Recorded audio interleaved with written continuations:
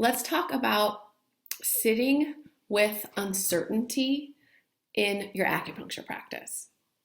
So there are a lot of limiting beliefs that can hold us back.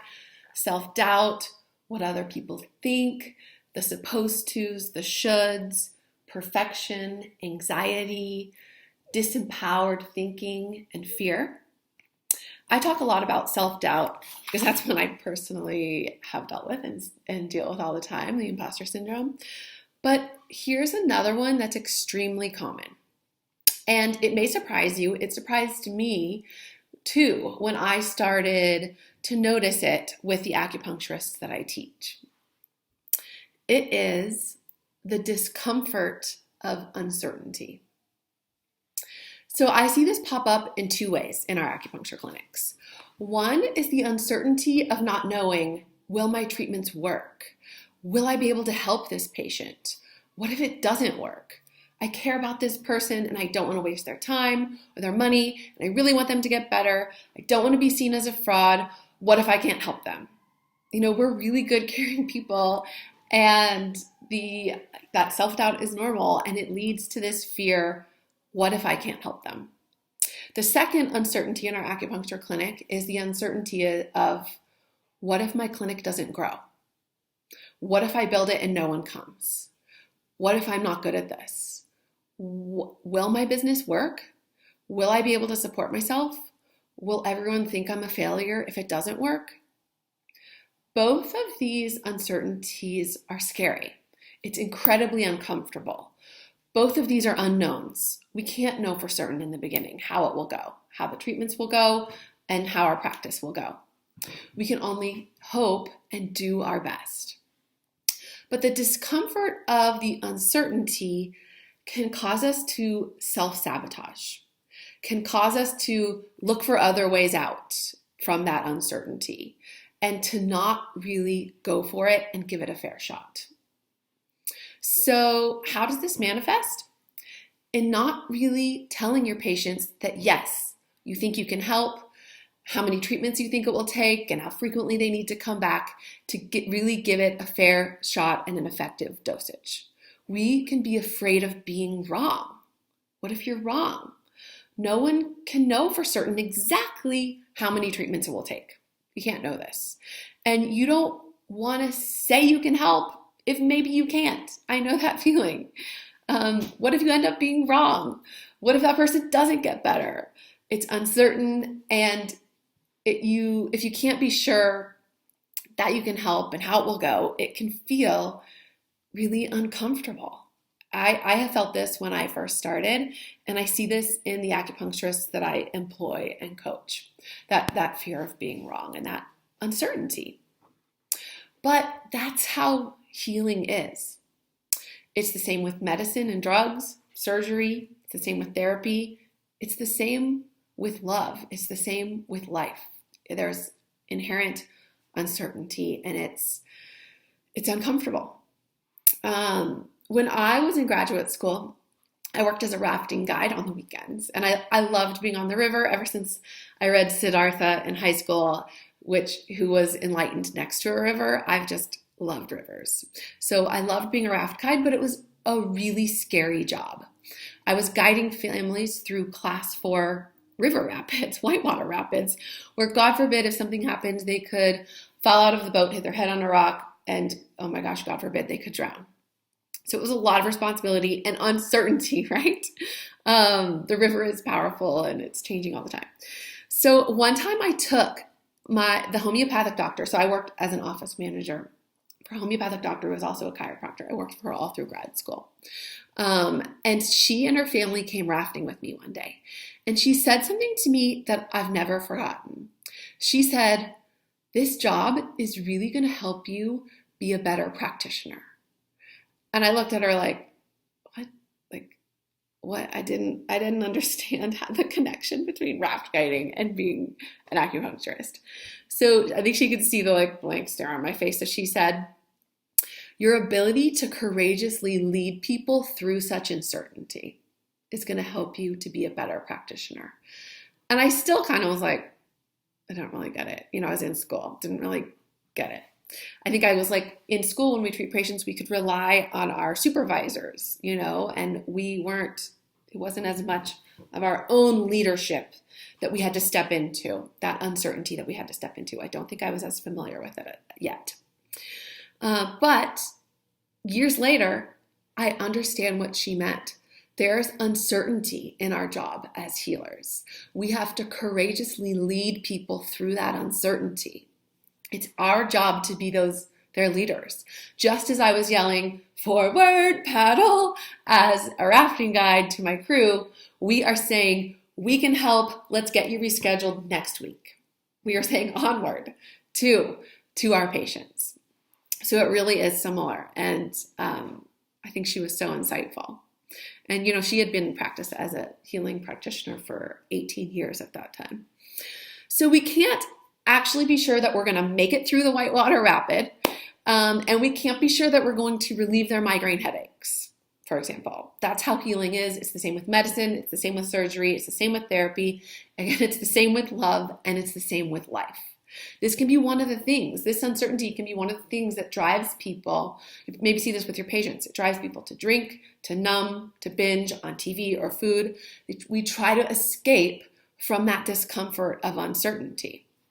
And actually, Pema Chodron wrote a great book called When Things Fall Apart about this, and it's a beautiful book. I recommend it. So what's the way out? To lean into that uncertainty, to hold space for it, sit with it, allow it. It's okay. Remember, with holistic medicine, it's them healing themselves. It's not really us doing the healing. We're choosing where the needles go. We're facilitating it. But their bodies are healing themselves, really. Take some pressure off of yourself. Take your ego out of it, too. In order to give your patient an actual fighting chance of getting results and getting better, you've got to recommend and guide them to coming back frequently enough to get those results. If you have an energy of doubt and fear, it will play into your patient's limiting beliefs and fear and uncertainty too. If you don't display that you have belief and confidence in your medicine, they most certainly will not either. They won't schedule a follow-up treatment with you after their first visit, or they just won't show up. You'll have cancellations and no-shows if you don't have that confidence. And I talk about this a ton in my marketing course. So let go of your ego's fear of failure and fear of that uncertainty. Get comfortable with that discomfort of uncertainty. That's what it takes for your patients to succeed. You've got to tell them, yes, I can help. Here's what it'll take. Here's my plan. You've got to dose your medicine. And I've written 2 articles about it. I'll link to them below to help, because I've surveyed 200 acupuncturists about the frequency, on average, the number of visits it takes to make dramatic results. And it's really interesting. On average, if I can just give you it in a nutshell, it takes 8 to 10 treatments on average. So you've got to be dosing your medicine enough to get those results. Imagine if you went to a doctor for, say, a broken ankle, and your doctor said, keep the cast on for 2 days, 2 months, I don't know, whatever you think. The doctor can't know exactly the moment when your bone will be healed and you can take the cast off. But if they don't give you a definitive and conservative framework, then they're not doing their job. And you would not have faith in the recommendation, and you wouldn't know what action to take, and then you would be very unlikely to keep that cast on long enough and heal and get the results. If they underestimate instead of overestimate the time they thought it would take you to heal, they would also be making a grave mistake and potentially costing you that healing opportunity. And it's the same with us in our treatments. Wouldn't you rather be the person who says, I believe you can do this, and potentially be wrong, than be the person who says, I don't think we can do this, and be right? Wouldn't you rather be the acupuncturist who said, I think it's going to take 8 treatments, but they felt better on the 6th and they got their results, than the person who said after 4 treatments, oh shoot, you're not seeing results yet. Maybe it's not right for you because I'm uncomfortable with this uncertainty and I'm not willing to courageously lead with confidence. And so then that patient never made it to that 6th treatment. never made it to the number of treatments they needed to get better. And so in one way, you were right. You said, I don't think we can help. And so they left and you didn't help, right? You weren't wrong, but you didn't help them. You actually failed them. It would be like if as a raft guide, I was like halfway through the rapid and was like, oh my God, we're all gonna die, jump out of the boat, and just gave up. Like then for sure, everyone was going to flip and swim and like definitely not make it through the rapid because no one was paddling and they didn't have a leader. And yes, if I just said, okay, we got this, forward, go, then we at least have a fight. That's the only way we have a fighting chance of making it through that rapid upright and in one piece. You are the leader and you've got to lead them. And it would, the best and most successful acupuncturists are the ones that have gotten comfortable with that uncertainty. Even though they've been in business for many, many years and have seen many, many people get better, they still don't know for certain that they're going to help that person. They still don't know for certain how many treatments it's going to take. They've gotten comfortable with that not knowing. They've also gotten comfortable with the uncertainty of not knowing, what's going to happen with their business, with putting themselves out there. They've gotten comfortable with some discomfort. In order to rise up and do great things, you've got to get comfortable with discomfort. You've got to be willing to be uncomfortable.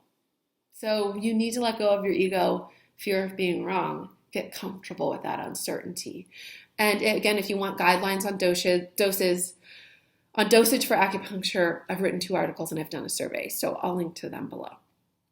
And it gets easier the longer you're in practice. The more you see your medicine working, the more you see your patients improving, it gets easier to confidently say, yes, I think I can help, and here's how many treatments I'm guessing it will take. It does get easier.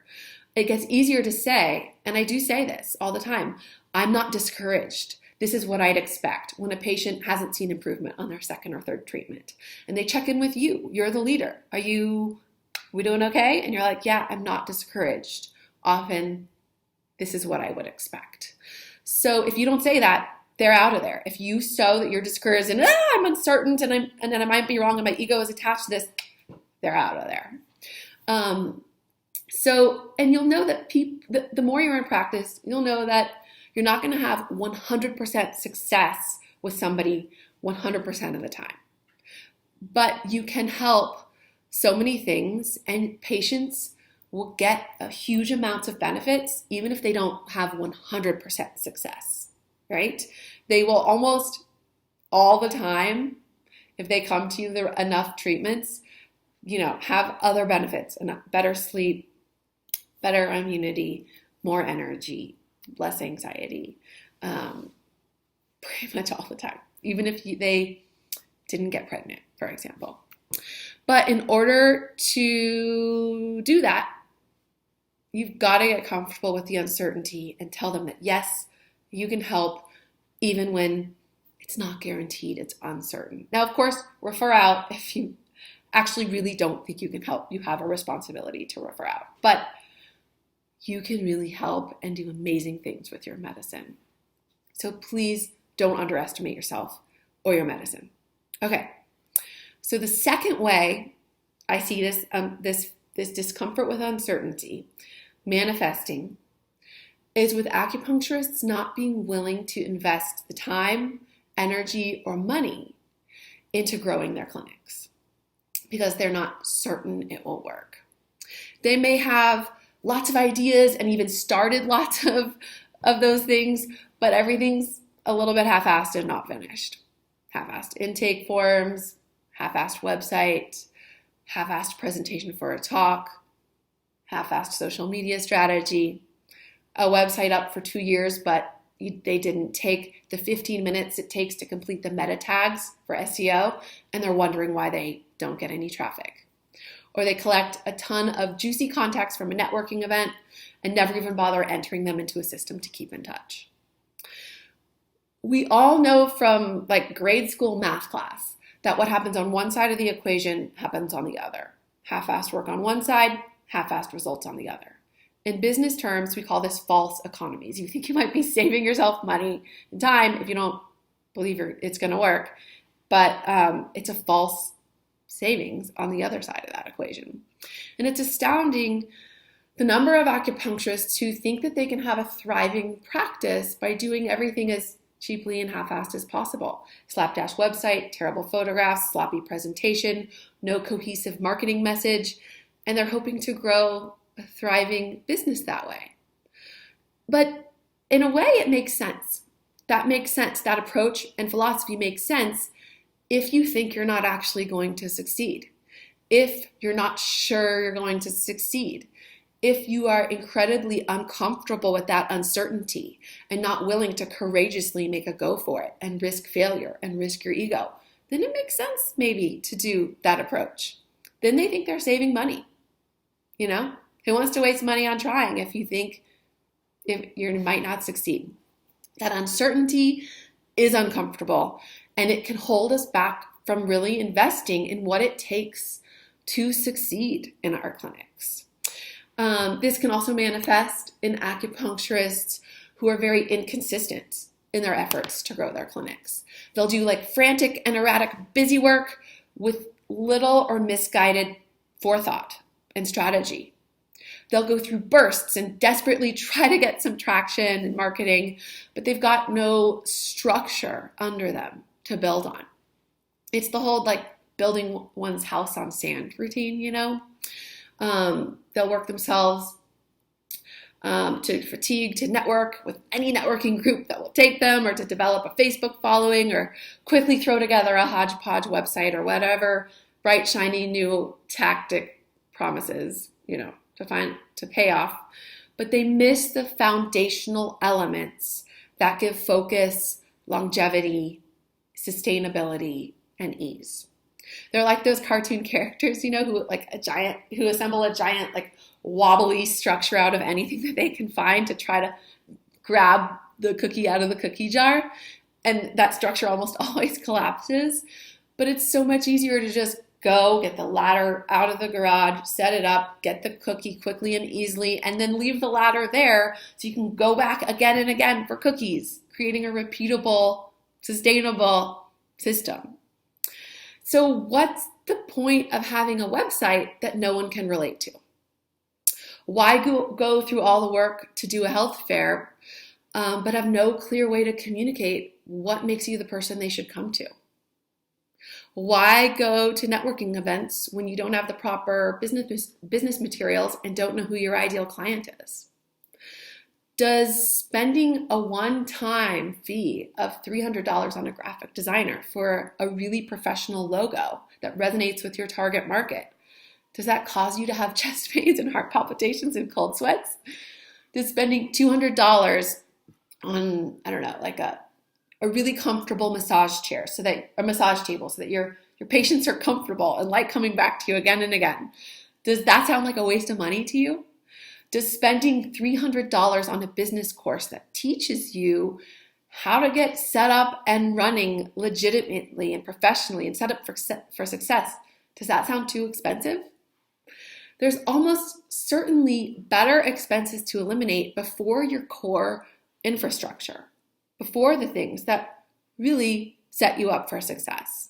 Instead of cramping your practice and limiting your success, you may want to consider brown bagging your lunches, skipping 1 or 2 lattes a week, getting a few hours on a month in on a second job for a little extra income to help get get things flowing. But please believe in your ability to succeed and at least take a chance on it courageously.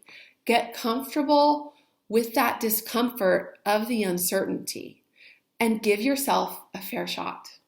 You deserve a fair shot. I think you can do this. I think if you invest in this correctly, you can absolutely be successful at this. You don't need to spend foolishly or extravagantly. Please don't. I'm all about starting small, but you do need to either invest your time or your money in certain key areas in order to get yourself set up properly and professionally, so that you really look and feel like a pro and give yourself the best shot at success. Investing a little time, energy, and money into your branding, uncovering your most resonant story and marketing message, which is what I love helping acupuncturists do. It's what I love to teach. Making a few one-time, like set it and forget it, tweaks to your website to make it more resonant and inspire people to take action and want to work with you, and to make it perform better on Google search. Those are set it and forget it one-time techniques that will take a little time, thought, and energy for that one time, but then it will continue to work for you into the future and make it feel like you don't ever have to market again once those are set up. And that's also what I really love to teach. But yes, it takes some investing, some energy when things are uncertain in the beginning.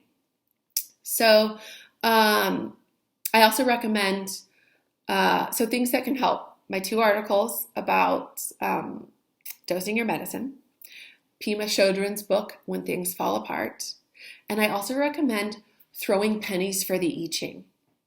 I have a video about how the book, the I Ching translation I love, and how I go about throwing pennies. I'll try to link to that too. The I Ching always reminds me to attune to my inner wisdom and to trust more and control less, which is what I always need to hear. Trust more, control less. It's like my mantra. So the I Ching can also really help you. But please dose your medicine appropriately and confidently. Express it as the leader and expert that you are. And also, please invest your time, energy, and money into your clinic to give it what it needs to succeed. And yes, it's not certain. None of these are certain. It's not certain that the logo, the course, the nicer tools will be worth it. And that uncertainty is uncomfortable. But you've got to lean in to that uncertainty. And instead of self-sabotaging by not truly setting yourself up for success and saying, I'll get those things in place that are necessary for success once I know I'll be successful. That's backwards. That's not how it works in life. You got to put the logs on the fire before you'll feel the warmth of the fire. You can't say, I'll wait till I feel the warmth of the fire before I stoke that fire with logs. You've got to take a risk. Believe in yourself. Have some faith and trust. Tune in to your intuition. Trust yourself. The world needs you. The world is ready for you. The world needs you now more than ever. Think of all the chronic disease that Western medicine is just not successful with. You and your clinic should be as full as you want to be. You've just got to put the logs on the fire first. Sit with that discomfort of that uncertainty and put the logs on the fire first. Okay. I don't think I introduced myself. I'm Katie Altnew. I'm an acupuncturist with a clinic in Denver. I've been in practice 9 years.